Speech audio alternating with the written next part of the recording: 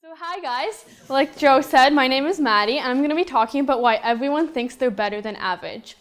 So first, I want you to think about the people in this room. Okay, now I want you to think about everyone that you know. And by yourself, in your own head, form an answer to this question. Do you think you're smarter than most people? Okay, and now, do you think you're nicer than most people? Okay, so I won't ask you to repeat your responses, but if you thought yes to both of those questions, then you might be part of the majority. So we tend to see ourselves favorably, and we tend to see ourselves as better than other people. And this is called the above average effect. And research has shown that people display this effect for a wide variety of traits, anything from intelligence to driving ability. And they've also found that it doesn't correlate to your actual ability. This means that someone with a low IQ and someone with a high IQ would be equally likely to make an above average assessment of themselves. So, a bunch of university professors were asked if they thought that they were above average at teaching. And 94% of them said yes, they were above average at teaching, which is statistically impossible. Now, you might be wondering, maybe the word average has a negative connotation. So the people weren't thinking about statistical averages, but they were thinking more about a synonym for bland or mediocre. So to try to avoid this type of thinking, they were then asked, do you think you are in the top 25%?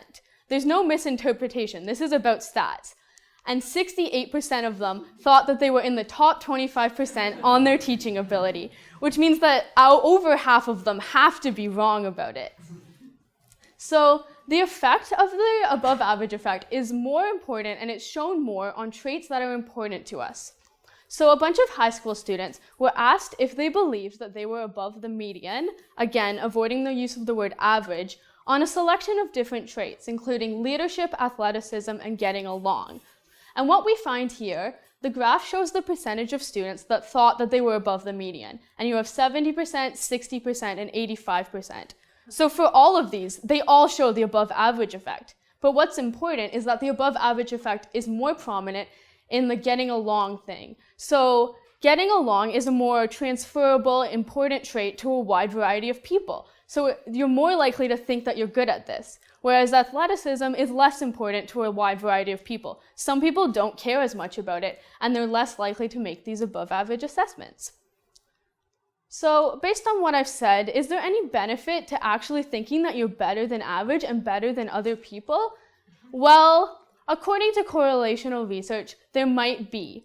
People that score high on self-assessment measurements also tend to make people that score high on self-esteem assessments also tend to make more above average assessments. Now, is this higher self-esteem leading to more above average assessments? Or is these above average assessments leading to higher self-esteem?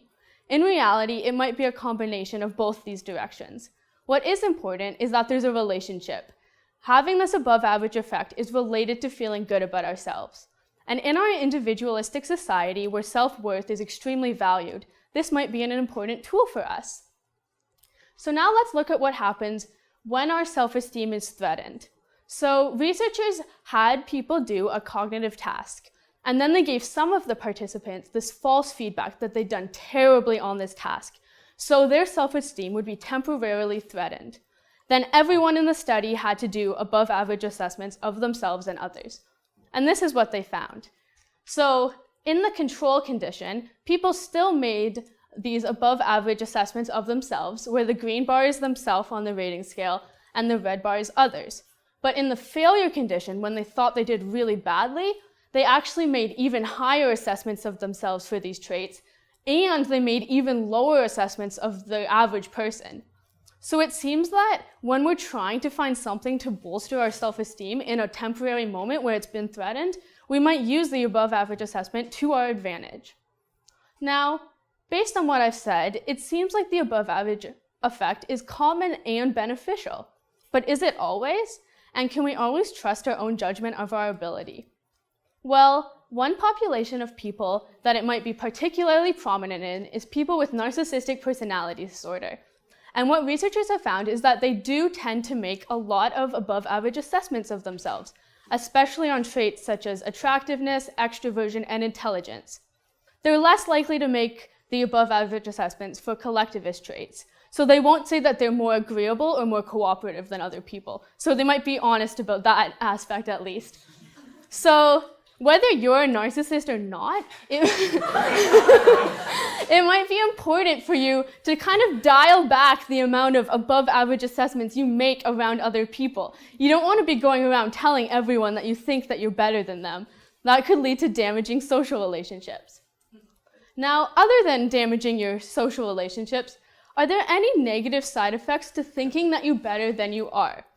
Well, you may come to a problem when your performance doesn't quite match what you think. So when you fail a test in a subject that you're clearly brilliant in, or you mess up your piano recital, even though you're clearly musically gifted. At this point, you might have to reassess, and you'll either face severe disappointment, or more likely, you'll rely on an onslaught of other biases and heuristics to make yourself feel better. Now, instead of relying on your above average intelligence to just pull you through every single exam, it might be better for you to temper this response and just prepare for the exam instead. Thank you.